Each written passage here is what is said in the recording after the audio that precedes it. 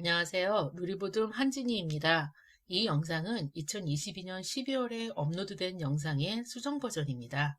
당시는 신간이 출간되는 시기이기도 했고 순도 100% 제대로 엄마표 영어로 첫째와 함께한 초등 6년의 이야기를 4시간에 걸쳐 풀어주셨던 삼남매 어머님의 강연이 이웃님들의 적극적 요청으로 앵콜 강연까지 이어지는 여러 정황상 여유가 없어 허겁지겁 만드느라 거칠었던 영상이 마음에 걸려서 수정을 결정했습니다.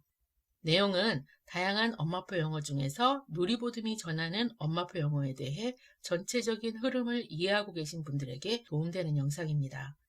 5년 전 지극히 개인적인 경험을 첫 책에 풀어놓고 그 경험에 공감한 이웃들과 소통하기 만 8년을 채웠습니다.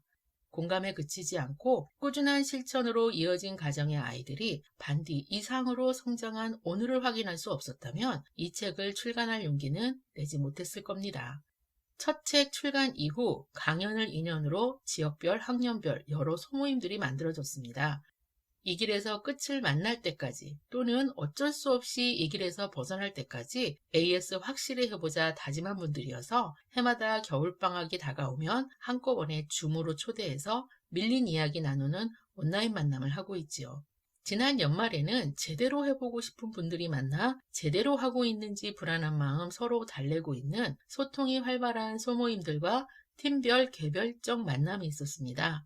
이런 소통의 시간들은 이미 10년 전에 끝이 난 개인 경험을 바탕으로 현재 진행형에서도 참고 가능한 긍정적 데이터들을 정리할 수 있게 해주지요. 그래서 누리보듬 엄마표 영어 토파보기는 이웃들과 함께 쓴 책이라 할 수 있습니다. 아무래도 여름방학보다는 바깥 활동이 덜하고 학년 말과 새학년까지 어정쩡하게 긴 기간인 겨울방학이 엄마표 교육에 있어서는 황금기라 할 수 있지요. 그 황금기의 알찬 준비를 위해 각자 지금까지 진행 상황을 스스로 점검해보고 보완될 부분들에 대해 함께 만나 고민해보는 것이 중간점검이었습니다. 스스로 점검해보고 함께 고민해보기 위해서는 지난 시간이 어떠했는지 공유가 필요해서 하나의 폼을 만들어 채워달라 했습니다. 아이들의 리딩 레벨 업그레이드나 실천에 크게 무리 없는 분들은 불필요한 점검이므로 뭔가 걸리는 것이 있거나 진행이 제자리 걸음 같다 느껴지는 분들만 채워보시라 했었지요. 만남 전에 미리 보내주신 여러 친구들의 중간점검 페이퍼를 살펴보게 되었습니다.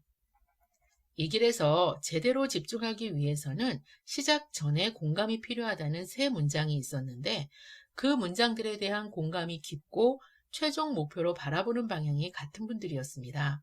최소 2, 3년 동안 아이의 영어 습득을 위한 계획과 실천에 깊이 개입하며 나란히 아이 곁을 지켜주신 어머님들이었습니다. 내 아이에게 맞게 구체화시켜 놓은 계획을 가지고 시작했다 해도 초기 2, 3년 동안은 매 순간 여러 가지 불안, 의심과 싸워야 합니다. 아이들 각자에게 제각각 나타나는 상황들이지만 반복되는 질문에서 다르지 않은 물음표들이 보였습니다. 특히나 초등학교 중학년, 즉 3학년 이상의 실천에 있어서 가장 마음에 걸리고 해결되지 않는 걱정들에는 너무도 분명히 보이는 공통점들이 있었습니다. 어쩌면 그것들은 지금 진행 중인 저학년 또는 시작이 얼마 되지 않은 친구들도 때가 되면 유사한 고민으로 맞닥뜨리게 될 불안이고 의심이 아닐까 싶어서 그런 몇 가지를 중점으로 생각을 정리해서 답을 하고 싶은 마음에 리마인드용 강연으로 준비하고 팀별 만남에서 질의응답에 앞서 전했던 내용인데 공감하는 분들이 많아서 영상으로 만들어 전체 공개로 공유하게 된 거지요.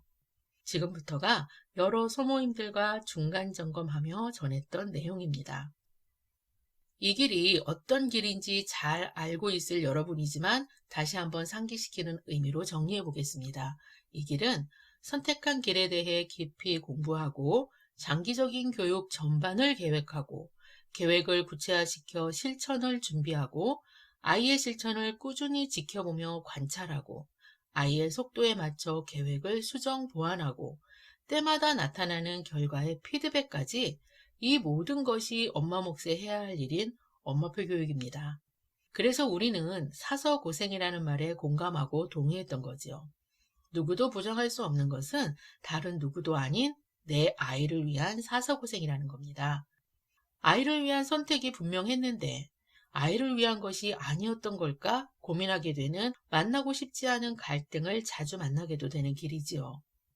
하느라고 했는데 고생을 안 한 것도 아닌데 불안이 깊어지는 경우 되돌아 짚어보아야 하는 것이 지난 시간입니다. 흘러간 시간 전부가 앞서 이야기했던 흐름이었을 테니 그 어떤 전문가의 진단보다 정확한 것이 엄마가 하는 중간점검이지요. 시작 이후 2, 3년 차가 되면 뭔가 걸리는 것이 없이 안정을 찾는 분들이 많아집니다. 아이들 하루 일과 중에 전략적인 영어 노출 실천이 예측 가능한 생활 패턴으로 일상화되어 있으니 성장도 무난해서 중간점검이 필요 없는 경우지요.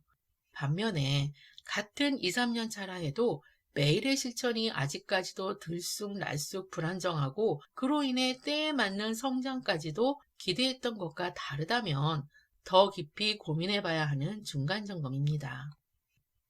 이 길의 시작을 위한 첫걸음이 어땠으면 하는지 매 강연에서 강조했습니다.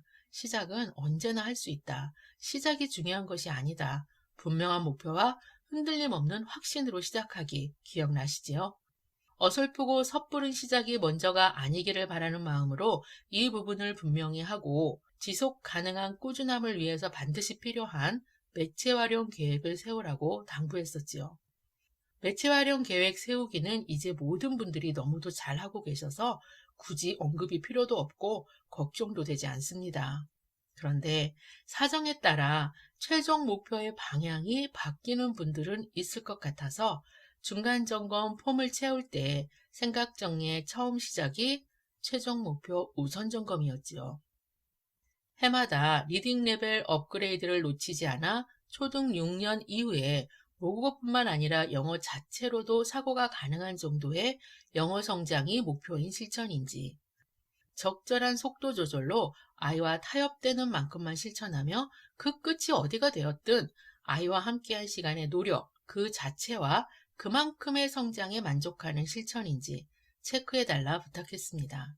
최종 목표는 옳고 그름이나 잘잘못을 판단할 수 없습니다. 말 그대로 각자의 목표입니다.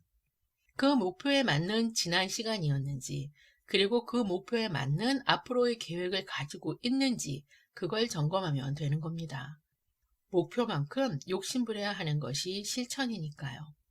제가 하는 말과 제가 쓰는 글은 아시는 것처럼 소통을 시작한 처음부터 지금까지 변함없이 첫 번째를 목표로 하시는 분들에게 맞추어져 있습니다. 그래서 두 번째를 목표로 하시는 분들에게는 다소 부담스럽기도 하다는 걸 모르지 않지요. 바람이 있다면 언어 습득의 최적기인 초등 6년에 맞춰 기왕 하는 고생 끝이 아쉬움과 후회가 아니었으면 합니다. 그 끝에서 근사한 아이들의 성장을 함께 기뻐하고 싶은 기대와 응원으로 이어지는 이야기 역시 첫 번째를 목표로 하는 분들에게 맞춰진 흐름이라는 것을 참고하고 들어주시기 바랍니다. 20년 전에 방향 잡고 실천했던 우리의 엄마표 영어는 영어로 쓰여진 아무 책이나 되는 대로 많이 읽는 것을 목표로 하는 것이 아니었습니다. 영어라는 언어가 모국어만큼 편안해지는 최종 목표를 위해 필요한 때에 맞추어 필요한 만큼을 제대로 읽으며 앞으로 나아가야 했습니다. 책을 많이 좋아하지 않는 아이 성향으로 매일 책과 함께 할 수 있는 시간은 한계가 있었기 때문에 적은 책으로도 바라는 목표를 이루기 위해서 전략적 책 읽기가 필요했고 그런 실천을 했던 겁니다. 학년이 올라갈 때마다 밟고 올라서야 하는 계단을 분명히 했습니다. 오늘의 실천은 내일의 실천을 위한 탄탄한 바탕이 되어 주어야 했으니 눈앞의 안도와 위로를 위한 오늘의 급급한 실천이 아닌지 돌아보고 긴장했던 초등 6년을 이렇게 정리했었지요. 취학 전에는 계획적으로 영어 노출을 하지 않고 그 시기를 놓치면 안 되는 영어보다 무겁게 중요한 것에 마음을 썼습니다. 초등 1학년 1년 동안은 다음 해에 챕터북 진입에 무리가 없도록 워밍업에 정성을 다했습니다. 2년 차에는 그 워밍업을 바탕으로 그림이 거의 없는 텍스트만으로 편집된 챕터북을 멈춤 없이 한 호흡으로 1시간 내외에 집중 듣기를 안정시키는 것이 중요했습니다. 이런 실천에 왜 가랑비 전략이 아니라 손학비 전략이 필요한지 강연에서 말씀드렸지요. 그 안정이 3년차까지 이어지니 현지 또래와 차이 없는 북레벨 안정이 무난했습니다. 더 이상 저학년이 아닌 4년차, 드디어 좋은 단어, 좋은 문장, 좋은 주제를 인정한 현지 출판물 단행본을 읽으며 영어 자체 사고가 쑥쑥 크는 것이 확인되었고, 고학년에 들어서면서는 두 언어가 뇌의 한 영역에 들어가 있으니 책은 책일 뿐 우리말 책과 영어 책을 구분하지 않고 어떤 책을 읽어도 사고가 두 언어로 동시에 성장한다는 것이 느껴졌습니다. 그런 5년의 인풋 채움이 있었기에 임계량을 채운 뒤에 기대할 수 있다는 연쇄적이고 멈춤없이 지속되는 폭발적인 아웃풋이 가능했다고 생각하지요. 이런 과정에서 영어 원서를 읽는 방법은 다양합니다. 집중 듣기, 음독, 묵독. 반대 같은 경우 북레벨 안정을 찾아가던 초등 3학년까지는 오디오 없는 책은 보지 않았습니다. 전략적으로 엄마가 권하지 않았으니까요. 모든 책을 집중 듣기 방법으로 봤습니다. 소리와 텍스트를 맞춰나가는 집중 듣기를 정직하게 제대로 했다면 언제가 되었든 아이가 영어책을 읽을 수 있게 되리라는 것에 의심 없었습니다. 그래서 음독도 묵독도 강요하지 않았지요. 집중 듣기로 책을 본 뒤에 아이가 원할 때 읽은 책에 대해 이야기 나누며 이해 정도를 대략적으로 확인하는 선에서 잘하고 있다 믿어주었습니다. 이 또한 모든 책을 그렇게 확인한 것이 아니었습니다. 아이가 원할 때, 아이가 읽은 책에 대해 먼저 이야기를 꺼낼 때, 만사 제쳐두고 마주 앉아 이야기 나누었던 최소한의 책들로도 이해 정도가 크게 불안하지 않았습니다. 4학년에 들어서며 아이의 관심으로 보고 싶은 책과 엄마의 계획으로 봐야 할 책들 중 오디오가 없는 책들이 섞이게 되었지요.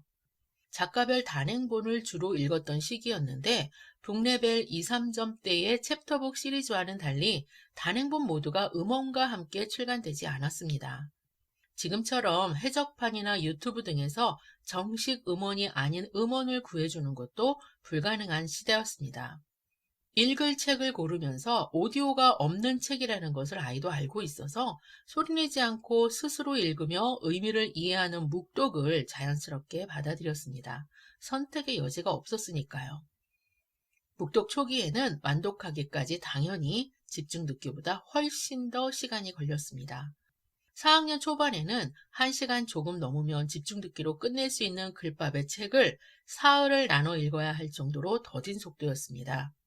하지만 속도가 더딜 뿐이지 책을 이해하는 정도는 집중 듣기를 하든 묵독을 하든 차이가 없었습니다.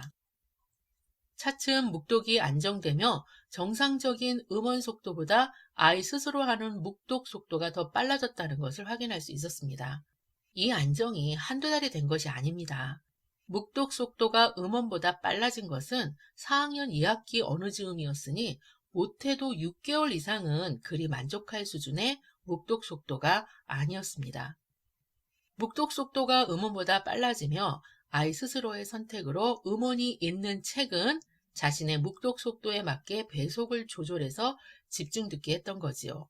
소리는 단지 거들 뿐인 이때부터 집중 듣기는 읽기다 확신하게 되었습니다. 책을 읽는 방법이 다를 뿐이지 그 방법으로 인해서 책을 이해하는 정도가 차이나지 않는다는 것, 중요한 것은 이겁니다. 일부 이웃 아이들의 진행에서 영어책을 읽을 수 있다는 것을 확인하기 위해서인지 영어책을 소리내서 읽을 수 있도록 연습을 시키기 위해서인지 집중 듣기 하는 책과 음독이나 묵독으로 읽는 책의 북레벨에 차이를 두는 경우가 있는데 반대는 읽는 방법에 따라 북레벨을 달리해 본 적은 없었습니다.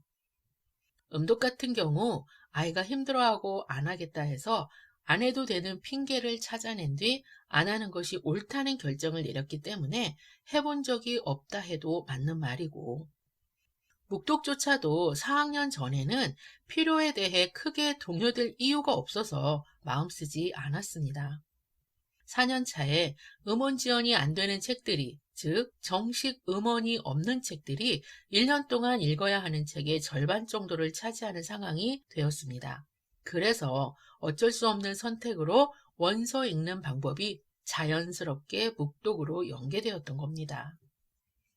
워밍업에서 챕터북으로 갈아타야 하는 시기, 적지 않은 어머님들이 지나치게 그림이나 영상을 의지하다가 텍스트 집중으로 전환이 매끄럽지 못한 아이들과 꽤 험난한 고비를 맞닥뜨리는 시행착오를 겪기도 합니다.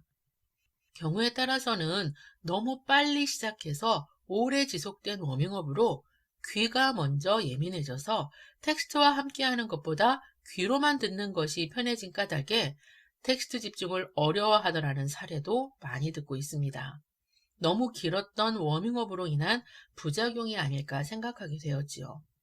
비슷한 맥락으로 낯선 언어로 쓰여진 원서 읽기에 안정을 찾아가기 위해 음원 도움을 받아 책을 보는 집중 듣기 방법이 때가 되면 본래의 책 읽는 방법 묵독으로 자연스럽게 이어져야 하는데 너무 좋아진 세상으로 인해서 지나친 음원 의지가 스스로 책을 읽는 묵독 속도를 찾아가기 어렵게 만드는 분위기가 감지되고 있습니다. 책이 넉넉하지 않았고 북레벨 어느 이상에서는 음원 없는 책들이 많았던 예전이었습니다. 그런데 지금은 없는 것이 없는 세상에 구하려면 못 구할 것이 없는 세상이지요. 책이 있다면 음원을 못 구하는 것이 이상할 정도로 엄마들의 자료 찾기 능력치 또한 대단합니다. 그런 이유로 향후 집중 듣기 매체 활용 계획을 세우는데 음원이 있는 책이 우선시되고 음원 없는 책은 읽을 책 목록에서 배제하며 보는 책 모두가 음원과 함께할 계획이 세워져 있는 경우도 많이 보았습니다. 저학년이 아님에도 불구하고 이건 아니지요. 아이들 또한 집중 듣기 방법에 익숙함과 편안함으로 스스로 책을 읽는 것을 겁내거나 묵독을 거부하기도 한다는 것을 알게 되며 이러다가 너무도 좋아진 세상이 넘어야 할 또 하나의 시행착오를 만들고 있는 것은 아닌지 걱정되기 시작했습니다. 상황이 이러하니 예전에는 어쩔 수 없어서 자연스러웠던 묵독 자리잡기였다면 지금은 아이들이 자신만의 묵독 속도를 찾아갈 수 있도록 어느 시기부터는 의도를 가진 계획과 시도로 읽기 방법에 있어 적절한 균형에 마음을 써야 하지 않을까 최근 잡히는 생각입니다. 학년이 고학년으로 올라가는데도 모든 책을 음원에 의지해서 읽을 수는 없습니다. 집중 듣기를 왜 하는지 그 목적을 상기해 보십시오. 또래에 맞는 독해력을 쌓아가기 위해 낯선 언어로 쓰여진 책을 읽는 것이 초반 얼마 동안은 어려움이 있어서 집중 듣기 방법에 도움을 받는 것이지 우리가 궁극적으로 원하는 독해력이 음원에 의지하는 독해력은 아니라는 겁니다. 고등학교, 대학교, 성인이 되어서도 어떤 상황에서 어떤 원문의 텍스트를 만나더라도 스스로 묵독하며 스캔 수준의 속도로 독해를 할 수 있다는 것이 제대로 엄마표 영어 초등 6년으로 닿을 수 있는 성장의 목표이고 그것이 가능한 방법이라서 그것이 욕심나서 이 길을 선택했음을 잊지 않았으면 합니다. 이웃들과 오랜 소통으로 아이들이 고학년에 이른 경우가 많아졌습니다. 구체적인 실천과 속도는 모두 다르지만 개인 경험에 다양한 데이터가 추가되니 집중 듣기 전체 흐름에서 단계로 정리될 만한 기준이 잡혔습니다. 긴 시간의 흐름에 이해를 돕기 위해 정리해봤습니다. 1단계는 글자와 소리를 맞추는 연습으로 집중 듣기 워밍업 기간입니다. 알파벳 26글자가 겨우 인지된 수준이었으니 의미 파악이 안 되는 것은 당연합니다. 텍스트와 소리를 제대로 맞춰 나가는 연습을 하며 무거운 엉덩이 습관 들여주기 1년이지요. 보이는 그대로를 이해로 따라가는 2단계는 초등 2, 3학년 실천에서 보이는 모습입니다. 이때 보게 되는 책들이 대부분 북레벨 2점대부터 3점대까지 챕터북이었습니다. 보이는 문장을 보이는 그대로 이해하는 것만으로도 재미있는 밝고 유쾌한 분위기의 일상, 코믹, 추리, 모험 등 주제나 내용 자체가 흥미 위주의 어렵지 않은 책들이 많았지요. 대부분을 시리즈로 만나며 북레벨 안정을 도모하던 시기였습니다. 이때까지는 책 선택에 있어서도 아이의 성향에 따라 호불호에서 불호보다는 호에 집중해도 좋을 때입니다. 아이가 좋아하는 책을 우선시 해줘도 좋다는 거지요. 3단계는 사고가 같이 따라가주는 집중 듣기로 반디의 4년차 초등 4학년 상반기 모습입니다. 집중 듣기를 하는 경우 정식 음원의 속도를 따라가면 음원 속도와 같은 속도로 내용 이해도 무난한 시기였습니다. 반면 집중 듣기 속도에 비해 묵독 속도가 많이 느려서 혼자서 묵독이 가능했지만 원음 확보가 된 경우 묵독보다 집듯이 편한 시기였습니다. 앞서 언급했듯이 전체를 읽는 속도가 차이 나는 것이지 책을 이해하는 정도는 차이가 없었습니다.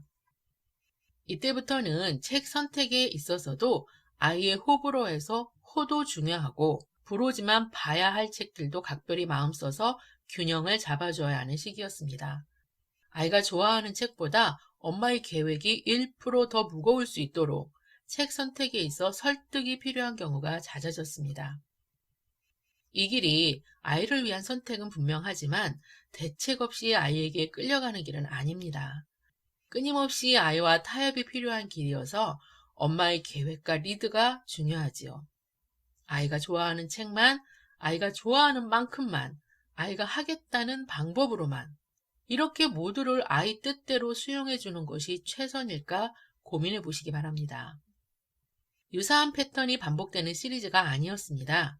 하나의 이야기가 하나의 책으로 끝맺음이 되는 단행본을 주로 읽는 시기였는데 긴 서사에 작가가 담고자 하는 주제가 들어있었습니다. 아이가 책을 읽은 뒤에 말이나 글로 그 주제를 분명히 요약할 수는 없었습니다. 하지만 뜬금없이 며칠 뒤에 읽었던 책 이야기를 하며 그 책의 주제와 유사한 글이나 말을 전혀 다른 곳에서 가져와 연관 지을 수 있는 것을 보고 보이는 글씨만 읽고 그만큼만 이해한 것은 아니구나 안심할 수 있었습니다. 읽은 책이 지금 현재 아이가 가지고 있는 사고와 연계되는 모습이지요. 그런 시기여서 이때부터 좋은 책에 대한 공부에 각별히 마음을 써야 했습니다. 최종 4단계는 사고가 음원 속도를 앞지르는 집중 듣기였습니다. 다시 말하면 집듣 속도 이상으로 묵독 속도가 나오는 시기입니다. 반디의 경우 4학년 하반기 어느 시점에서 확인되었습니다. 그 확인을 했던 아이와의 긴 에피소드를 강연에서 이야기했었지요. 이후에도 책의 구성에 따라 집중듣기와 묵독은 병행되었는데 집중듣기 방법으로 읽는 책들은 오디오 배속이 정상 속도는 아니었네요. 출간할 때 정식으로 딸려 나온 음원들이었습니다. 출판사에서는 적정 연령에 맞게 북레벨을 표시하는 것과 마찬가지로 음원도 추천 연령에서 이해 가능한 속도로 녹음을 해놓았을 겁니다. 아이가 음원이 있는 책을 집중 듣기 방식으로 읽는데 그 속도를 따라가는 것이 답답하게 느껴져서 자신이 이해 가능한 속도로 음원의 배속을 높여 책을 읽게 되는 거죠. 이것이 아이가 그 책을 이해할 수 있는 묵독 속도라 인정했습니다. 이때부터 소리는 거들 뿐 기억나시지요? 한 페이지 한 줄짜리 동화를 시작으로 8년차 오리지널 고전을 원서로 읽기까지 집중 듣기는 이런 모습으로 변했습니다. 고전이 읽는 책의 주를 이루었던 8년차에도 책 읽는 방법에서 집중 듣기는 병행되었습니다. 정식 음원이 없는 책들이었지만 자원봉사자들이 녹음한 음원들을 활용할 수 있어서였지요. 하지만 읽고자 하는 책의 음원을 모두 구할 수 없었고 봉사자들에 따라 도움이 되지 않는 음원들도 많아서 방법적 균형에서 묵독 쪽이 무겁기는 했습니다. 이 또한 자연스럽고 당연하게. 매번 강조하지만 우리가 이리 했다고 모두에게 이리 하라는 것이 아닙니다. 집중 듣기를 1, 2년 하다 그만둔 것이 아니라 8년 동안 정도의 차이는 있을 뿐 계속되었던 것은 그것이 내 아이에게 가장 잘 맞았기 때문입니다. 아이에 따라 책을 많이 좋아하고 원서 읽기 또한 제 나이에 맞는 레벨의 책을 활용해서 묵독만으로 또는 음독만으로 해마다의 절대 필요량을 채울 수 있다면 원서 읽는 방법으로 집중 듣기를 고집할 이유는 없습니다. 중요한 것은 다음 해의 리딩 레벨 업그레이드가 무난하기 위해서 한 해 동안 또래에 맞게 책을 읽으며 채워야 하는 절대 필요량을 채웠는가 그것이 중요하지 그 방법이 반드시 무엇이어야 한다. 이건 아니라는 거지요. 우리가 집뜻에 정성을 들였던 것은 반디 같은 경우 집뜻 도움 없이는 절대 필요량을 채우기가 힘들었을 아이라는 것을 알아서 8년 동안 집뜻을 병행하게 된 겁니다. 반디에게 있어 집중듣기는 해마다의 절대 필요량을 채우는데 큰 도움되는 활동이었습니다.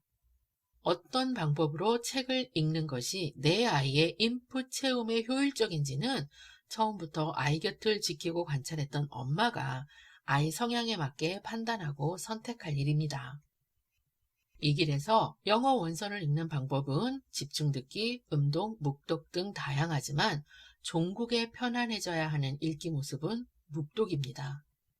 우리말 텍스트에 있어서 문해력을 걱정하고 영어 텍스트에 있어서 독해력을 걱정하는 것은 단순하게 보이는 글씨를 읽을 수 있다는 그것을 읽기라 말할 수 없어서입니다.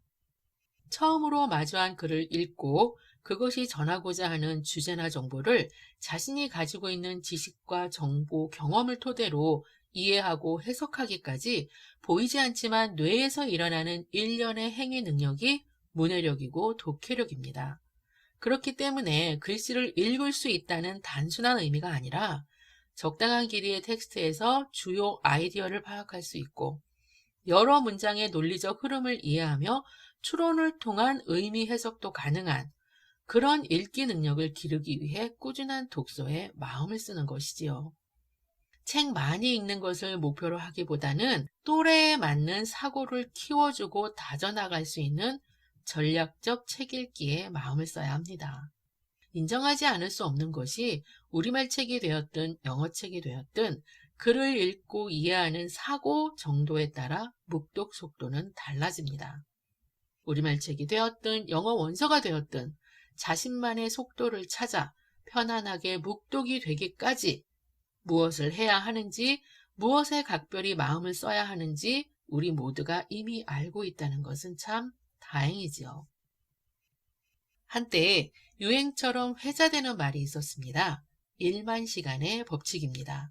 어떤 분야에서 성공하기 위해서는 1만 시간의 노력이 필요함을 이르는 말인데 최초로 이 개념을 논문에 등장시킨 미국의 심리학자는 자신의 연구가 본래 의도와는 다르게 인용되었음을 알고 바로잡는 책을 출간했습니다.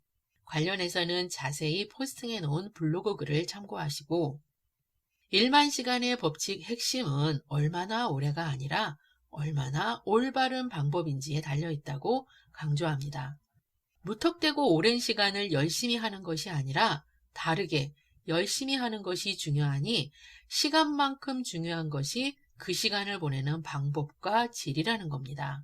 책의 소제목 중 하나, 노력과 성실함에도 전략이 필요하다는 말에 깊이 공감했습니다. 제대로 엄마표 영어 이 길에서 한 걸음 한 걸음 나아감에 있어서도 잊지 말아야 할 핵심이라 생각되어서입니다. 분야 최고 수준을 위한 노력인 1만 시간은 하루 3시간씩 10년을 채워야 하는 시간입니다. 반디가 영어를 습득하기 위해 노력한 시간은 8년이었습니다. 분야 최고 수준이 아니라 그저 하나의 언어를 습득하기 위한 투자였지요. 그래서 8년이라는 시간으로도 충분했나 봅니다. 좋아하는 말입니다. 이불변, 응만변. 변하지 않는 하나의 원칙으로 만 가지 변화에 대응한다는 의미지요. 영어 습득을 위해 이 길을 선택하며 이불변 한 가지는 분명했습니다. 제대로, 꾸준히. 이 한 가지로 만 가지 불안, 의심, 시행착오들에 대처할 수 있었던 것이 아닐까 합니다. 꾸준함은 변하지 않는 원칙이었습니다. 그리고 꾸준한 노력과 성실함에도 전략이 필요하니 제대로는 전략이었다 할 수 있습니다. 우리도 매일 3시간씩 정말 열심히 했는데 왜 리딩 레벨 업그레이드가 안 되는 걸까요? 아기 때부터 10년 가까이 열심히 매일 듣고 읽으며 3시간을 채우려 아이와 노력했는데 고학년 아이가 혼자 읽을 수 있는 책이 리더스와 초급 챕터북 정도입니다. 투자한 시간과 노력에 비해 기대만큼의 성장이 보이지 않아 불안한 이웃의 하소연입니다. 최선을 다한 다년간의 시간에 비해 부족한 성장의 아쉬움으로 저절로 토해지는 깊은 한숨에도 익숙해졌습니다. 3시간의 숫자 3을 물리적인 수치로 집착해서 영어로 한다는 다양한 활동들, 이것도 저것도 그것도 다 집어넣어 3시간만 채우면 된다고 생각했거나, 영어로 쓰여진 책이면 되는 대로 많이 읽으면 된다는 원서 읽기 자체를 목표로 했다면 성실함이나 노력 부족이 아니라 전략 부족이 원인일 수 있습니다. 원하는 성장에 닿지 않았다 판단된다면 지나온 시간을 돌이켜 무엇을 놓쳤는지 점검해 보아야 합니다. 혹시 전략 부족으로 잘못 채워진 지난 시간이 확인되면 늦지 않았음에 감사하며 바로잡으면 됩니다. 그래서 우리가 중간점검이라는 이름으로 해마다 연말에 자리 마련해 함께하는 것이지요. 또 하나 공통적으로 많이 등장하는 의심, 불안은 아웃풋이었습니다. 어느 정도의 채움이 안정적일 때 바라고 기대하는 것이 아웃풋이지요. 우리 아이도 채울 만큼 채운 것 같은데 왜 아웃풋이 되지 않을까 조바심 나고 불안한 분들, 아이가 채운 인풋 총 시간이 얼마인지 계산해 보시기 바랍니다. 무슨 소리냐? 아웃풋을 위한 최소 임계량이 있을까 궁금해서 정리해 봤습니다. 제가 한 이야기가 아니고 영어 습득을 위한 노력의 경험을 풀어놓는 다른 책이나 강연에서 아웃풋을 위해 필요한 최소한의 인풋 임계량이 3000시간이라는 이야기가 공감을 얻는다고 합니다. 3000시간은 매일 3시간씩 3년이라는 계산이 나오지요. 호기심이 생겨서 단순 숫자 놀이로 반개의 시간을 계산해 봤습니다. 집중 듣기와 흘려듣기 두 가지 실천을 위해 한눈팔 겨를 없이 무모할 정도로 쏟아부었던 시간을 정리하는 말이 있었지요.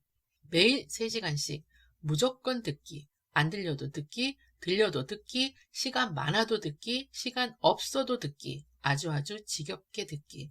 더 이상 보태고 뺄 말 없이 정말로 딱 이런 모습이었다 했습니다.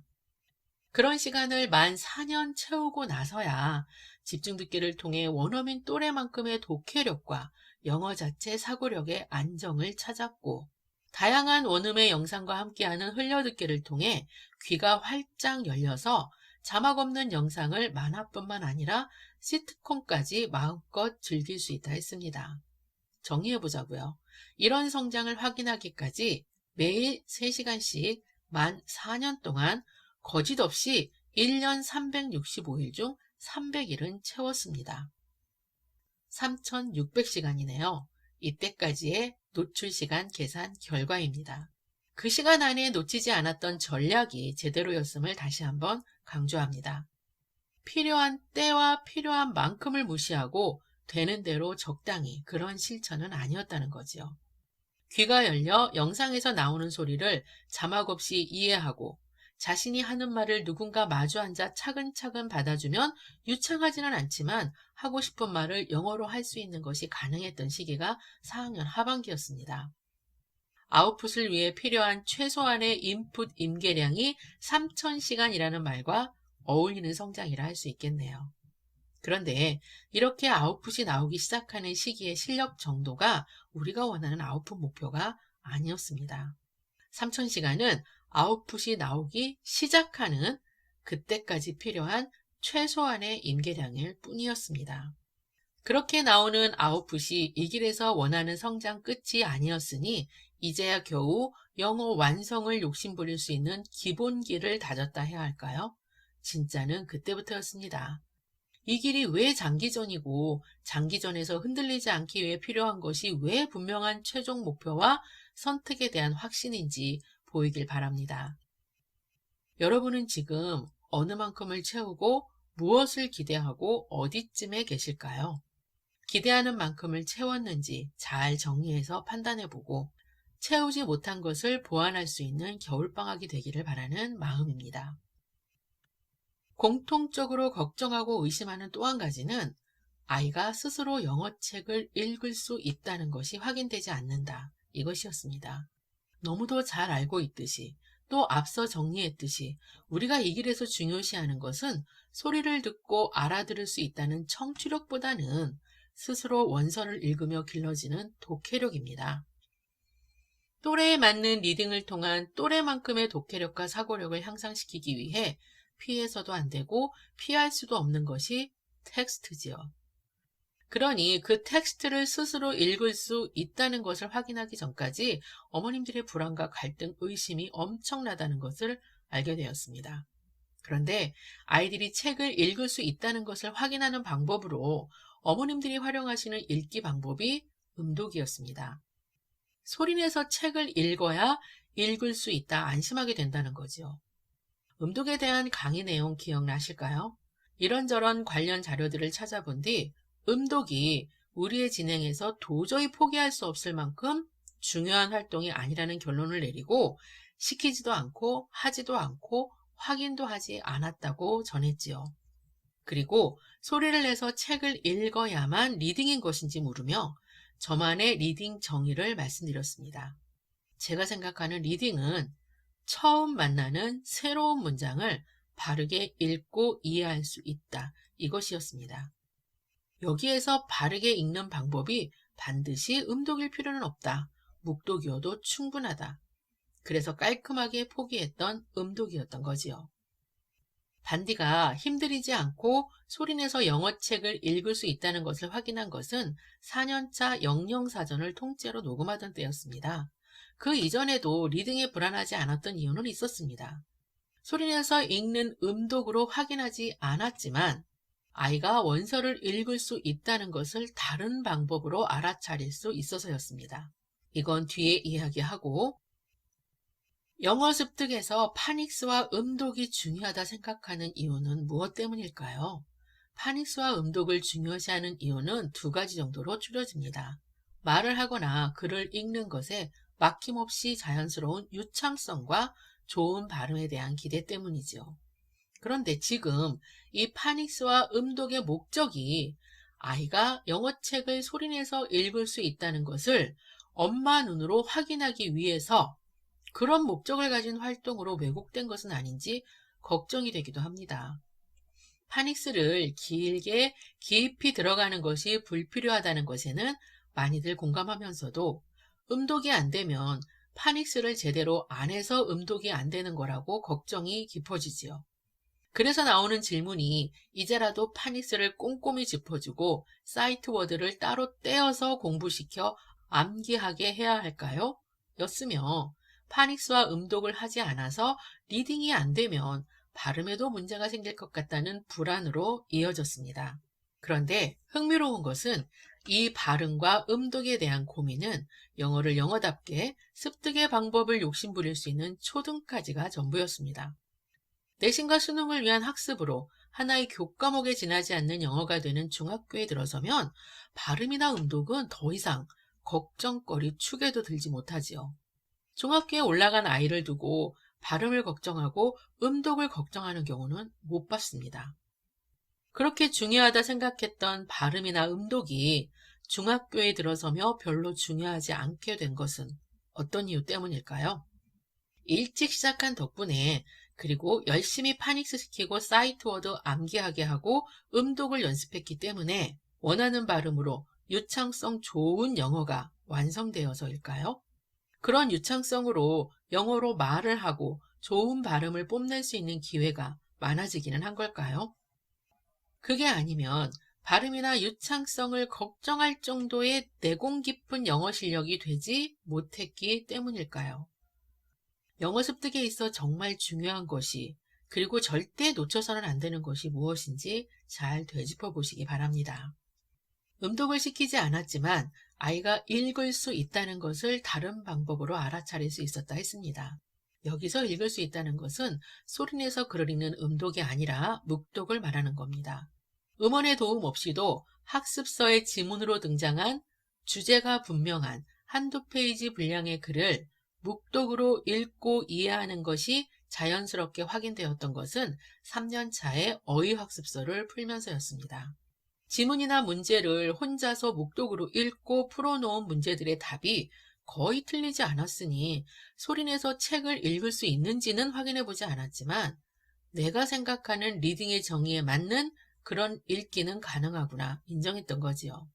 처음 만나는 새로운 문장을 바르게 읽고 이해할 수 있다는 그런 리딩 말입니다.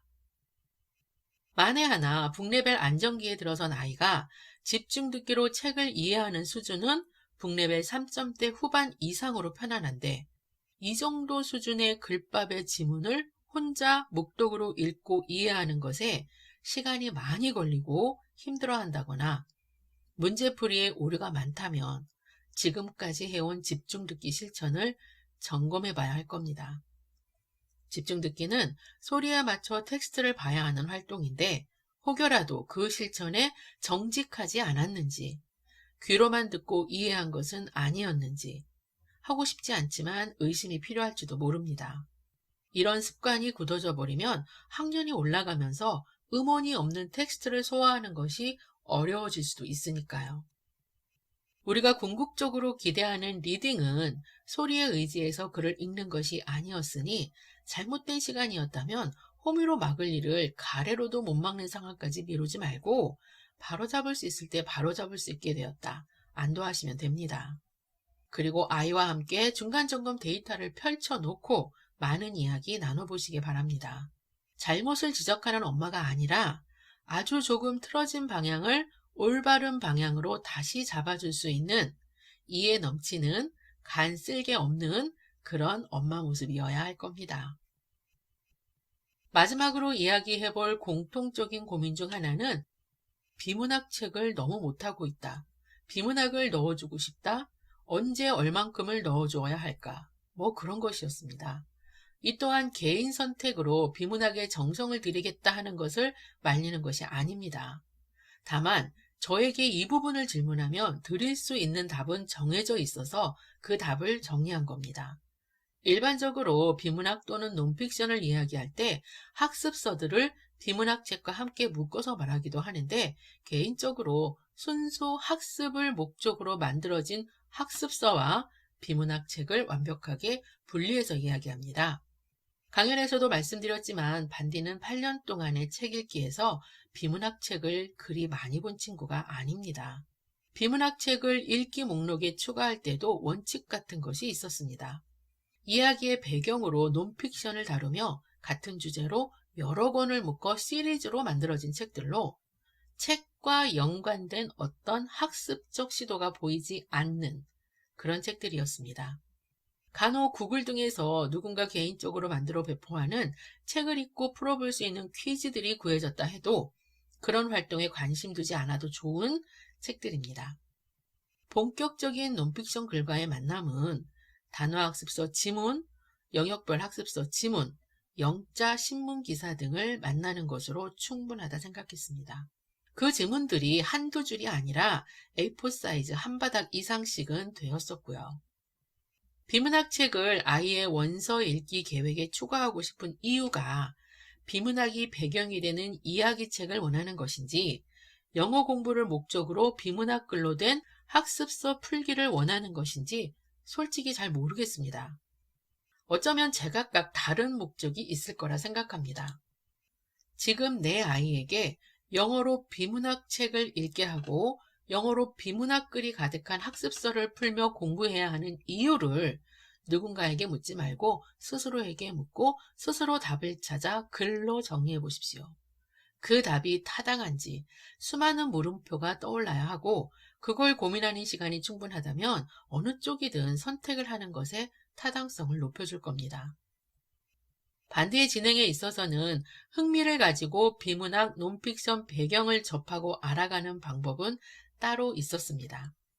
비문학 영어책을 가지고 어려운 단어를 암기하고 문장을 해석하며 공부하는 것보다 훨씬 좋았다 판단되는 이 방법은 아이의 선택이었습니다.